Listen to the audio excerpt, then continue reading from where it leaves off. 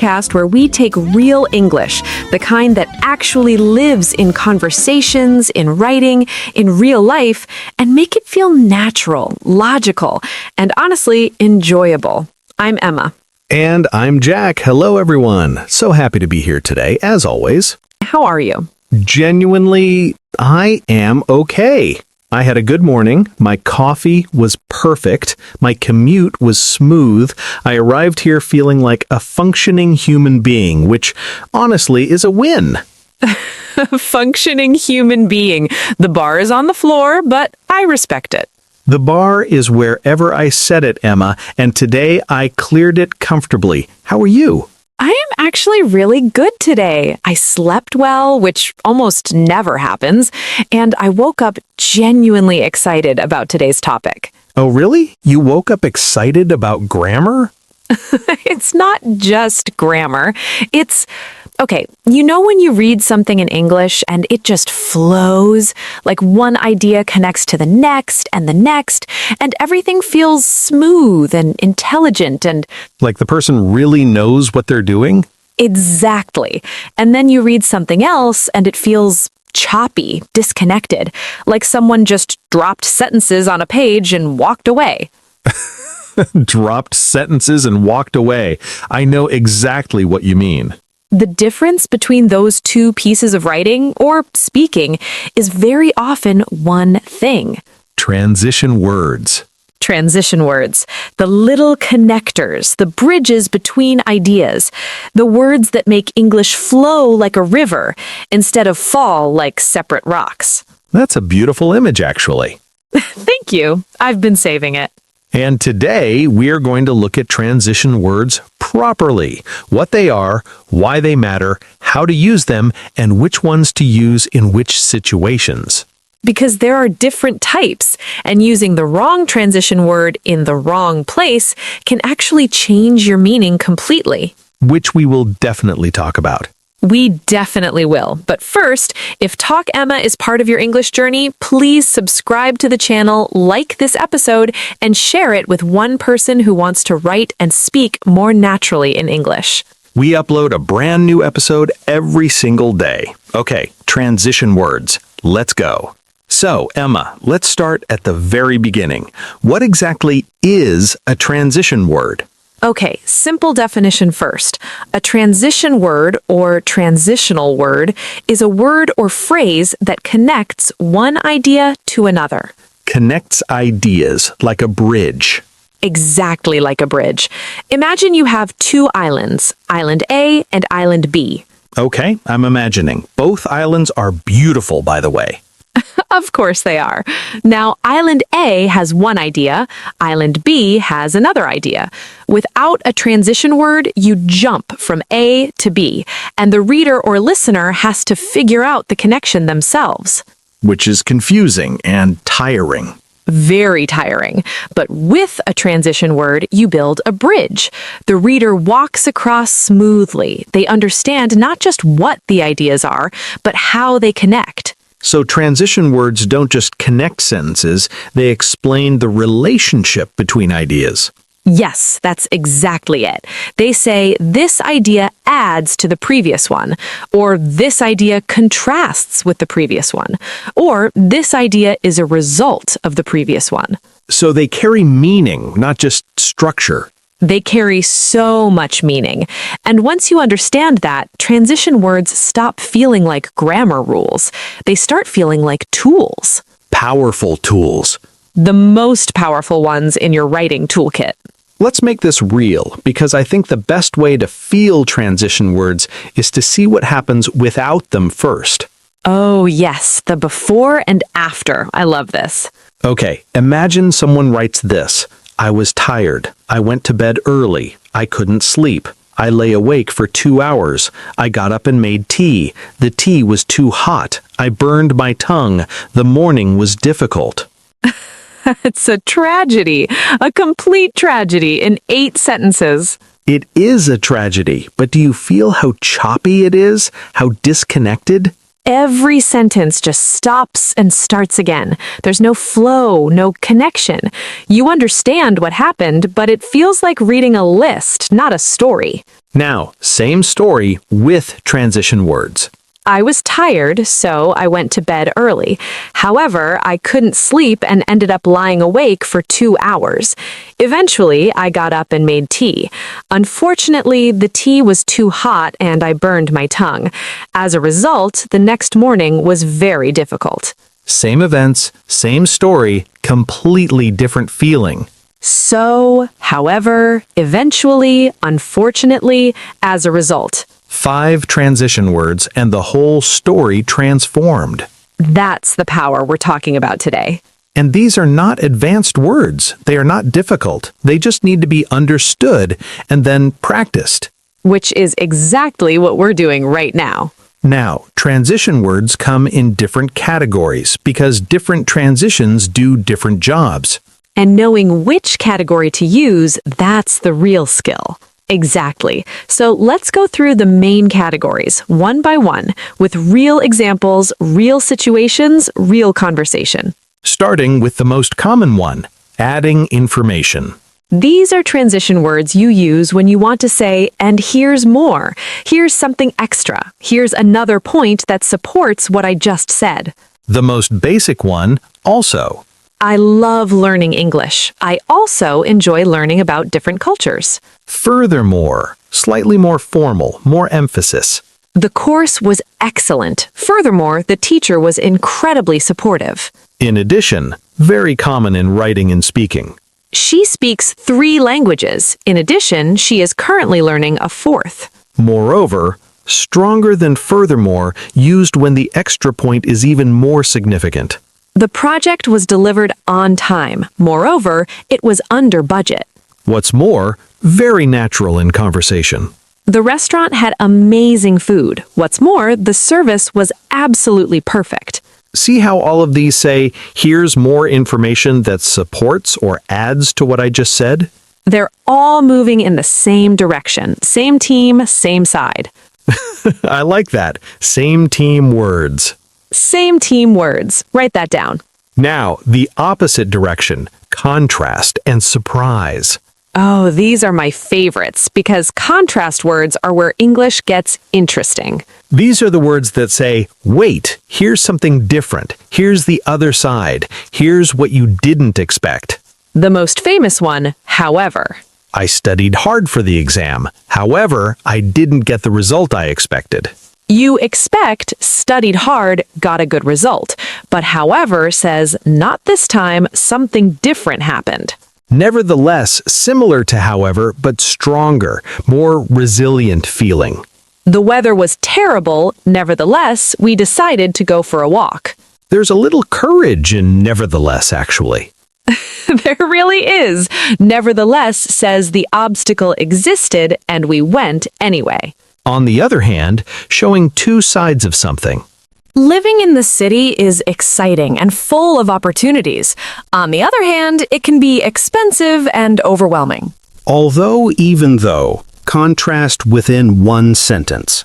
Although I was exhausted, I finished all my work. Even though the film had great reviews, I found it quite boring. Despite, in spite of, very useful, very natural. Despite the rain, the event was a huge success. In spite of feeling nervous, she gave a brilliant presentation. And notice, despite and in spite of are always followed by a noun or verb ing, not a full sentence. Despite the rain, noun. Despite it was raining, wrong. Despite raining, verb ing. Small grammar point, but important and very commonly confused. Good catch. Now, cause and effect. Because this category, this is everywhere in English, in writing, in conversation, in explanations, in arguments.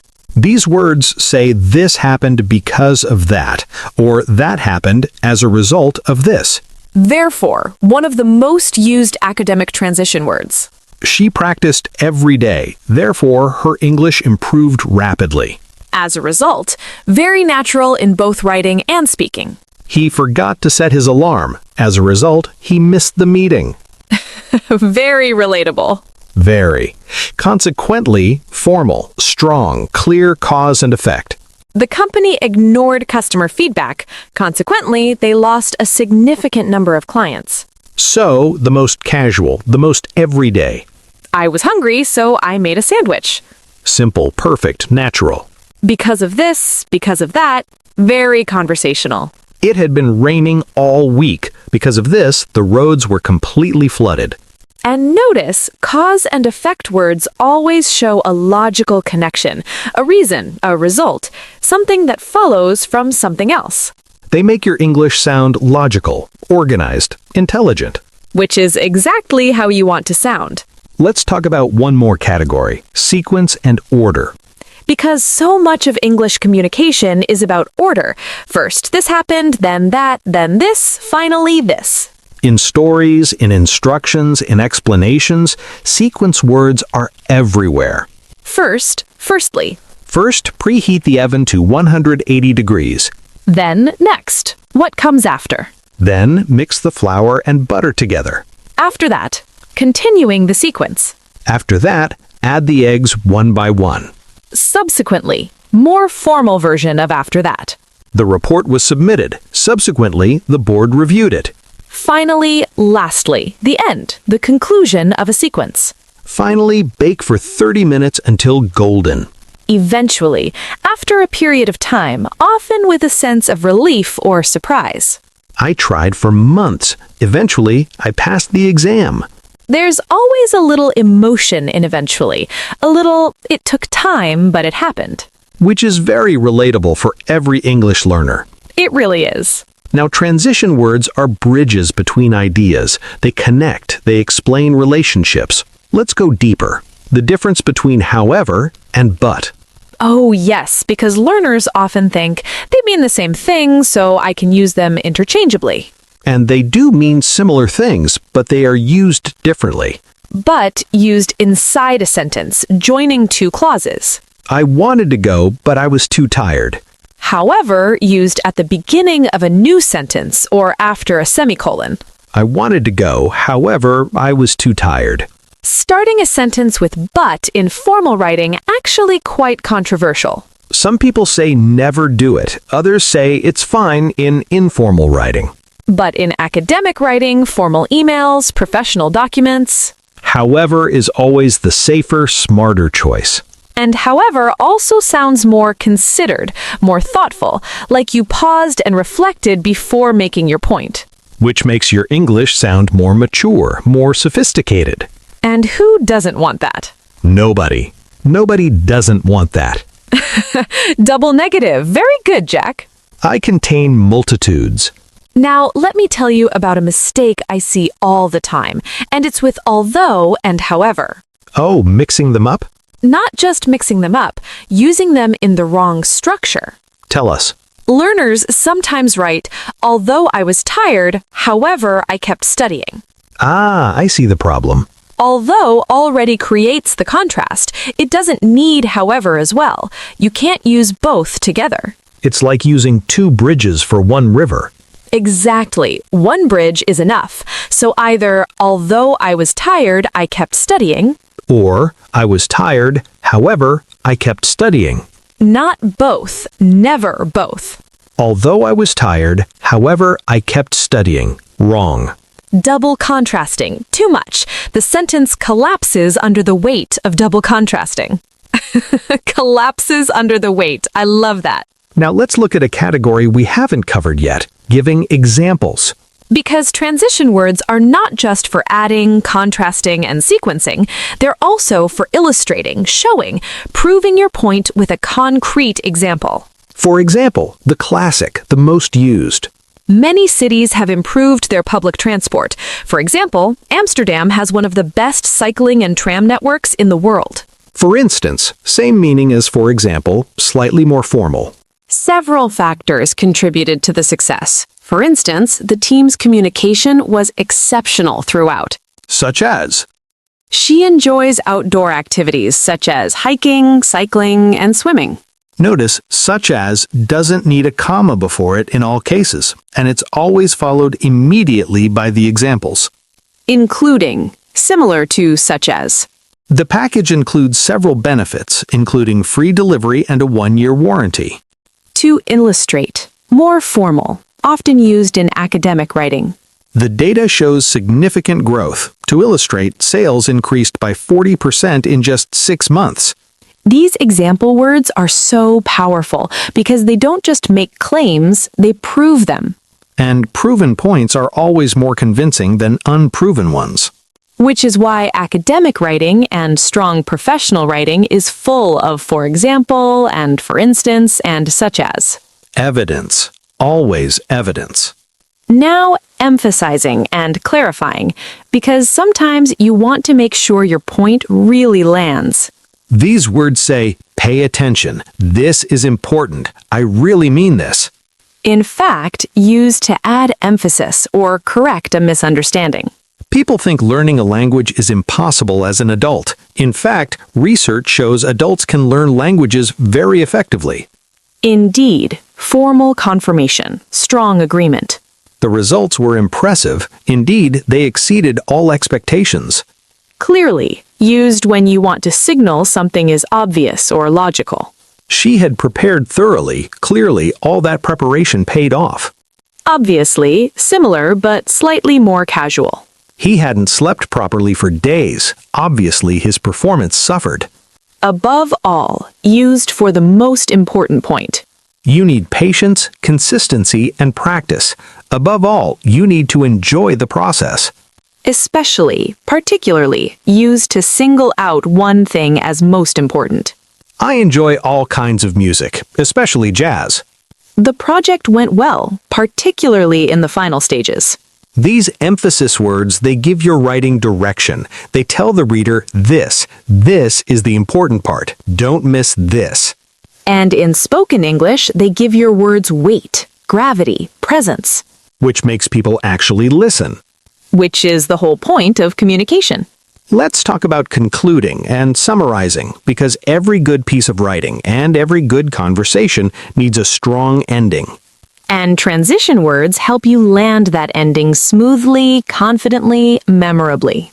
In conclusion, the classic academic ending signals, I am wrapping up now. Here comes the final point. In conclusion, transition words are not just grammar tools, they are communication tools.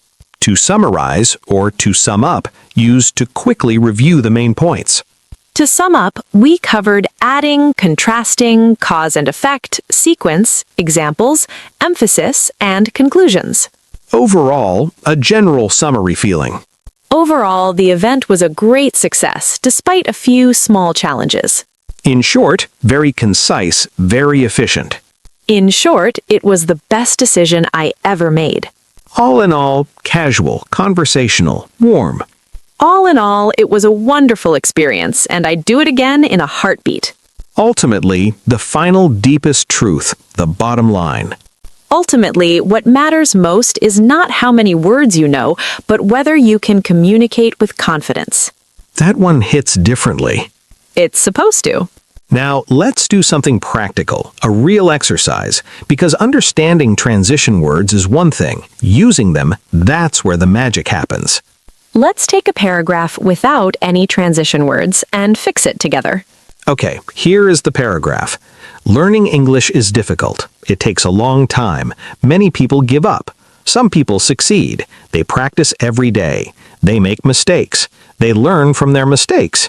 They improve slowly. They reach their goal. Okay, 9 sentences. All short, all disconnected, like little islands with no bridges between them. Let's build the bridges. Learning English is difficult, and it takes a long time. As a result, many people give up. However, some people do succeed. For instance, those who practice every day tend to make the most progress. Although they make mistakes, they use those mistakes as learning opportunities.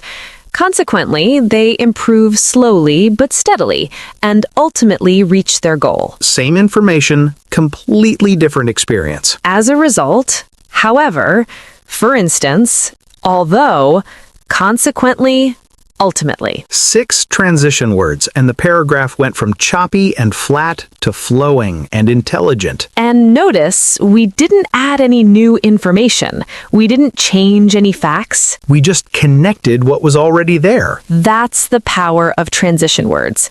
They don't create meaning, they reveal the meaning that was already there. Oh, that's beautiful. I thought so too. I want to address something that I think learners sometimes wonder about. What's that? Are transition words just for writing, or do they work in speaking too? Oh, absolutely in speaking too. In fact, some of the most natural sounding speakers use transition words constantly without even realizing it. Give me an example, a real spoken one. Okay, imagine two people describing the same experience. Person A says, "The film was long. I was tired. I enjoyed it. The ending was unexpected." Choppy, disconnected, even in speech. Person B says, "The film was quite long, so I was tired by the end.